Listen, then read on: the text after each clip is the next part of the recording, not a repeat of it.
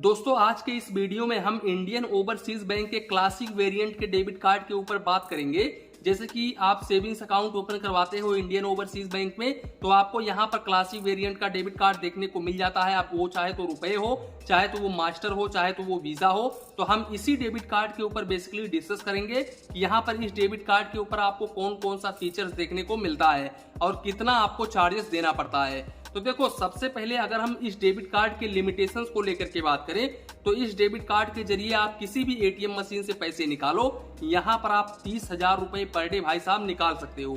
इसके अलावा 75,000 रुपए तक आप ऑनलाइन ट्रांजेक्शन कर सकते हो।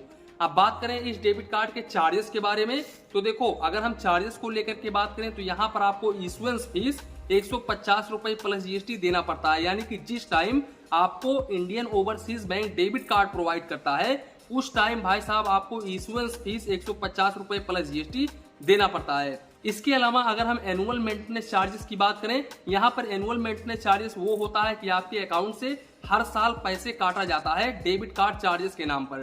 तो देखो यहाँ पर आपको 250 रुपए plus GST annual maintenance charges देना पड़ता है। अब मान लो आपने डेबिट कार्ड ले लिया, इस डेबिट कार्ड को ले लिया और ये डेबिट कार्ड कभी गुम हो जाता है और आप नया डेबिट कार्ड लेने के लिए जाते हो, रिप्लेसमेंट करवाते हो, तब ऐसे कंडीशंस में आपको 250 रुपए प्लस जीएसटी फिर से चार्जेस देना होता है रिप्लेसमेंट फीस के नाम पर। अब इसके अलावा दोस्तों अगर आप पिन जनरेट करवाते हो यानी कि रीजनरेट करवाते हो पिन और ऑनलाइन मंगवाते हो तो भाई साहब यहाँ पर आपको 50 रुपए प्लस जीएसटी पिन के ऊपर चार्जेस देना पड़ता है। तो इस बात का आप जरूर ध्यान रखें।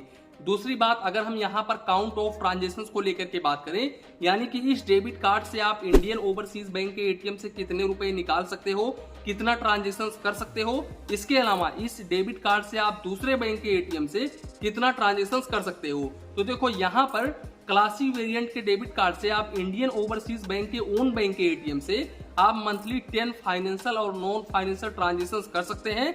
यहाँ पर दोस्तों फाइनेंशियल ट्रांजेक्शंस वो होता है कि जो आप पैसे निकालते हो एटीएम के जरिए, वहीं पर नॉन फाइनेंशियल ट्रांजेक्शंस वो होता है जो आप एटीएम मशीन्स के जरिए बैंक बैलेंस चेक करते हो, स्टेटमेंट चेक करते हो, तो हम इसी को बोलते हैं नॉन फाइनेंशियल ट्रांजेक्शंस।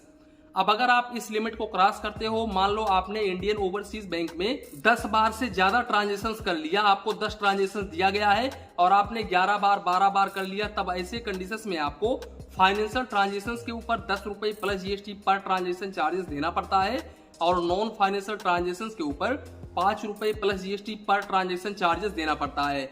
अब वहीं पर अगर हम दूसरे बैंक की बात करें तो देखो, अगर आप इंडियन ओवरसीज बैंक का एटीएम कार्ड ले जाकर के किसी दूसरे बैंक के एटीएम मशीन से पैसे निकालते हो, तब ऐसे कंडीशंस में यहाँ पर आप मंथली 5 फाइनेंशियल और नॉन फाइनेंशियल ट्रांजेक्शन कर सकते हो।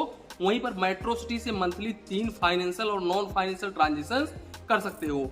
अब यहाँ पर भाई साहब अगर आप इस लिमिट को क्रॉस करते हो तब ऐसे कंडीशंस में आपको 21 रुपए plus GST per transaction charges देना पड़ता है। तो इस बात का आप जरूर ध्यान रखें। दोस्तों ये डेबिट कार्ड सभी लोग अप्लाई कर सकते हैं जिनके पास में सेविंग्स अकाउंट्स है, रेगुलर सेविंग्स अकाउंट्स है या फिर जीरो बैलेंस सेविंग्स अकाउंट्स है। वो लोग इस डेबिट कार्ड को बहुत ही इजिली अप्लाई कर सकते हैं।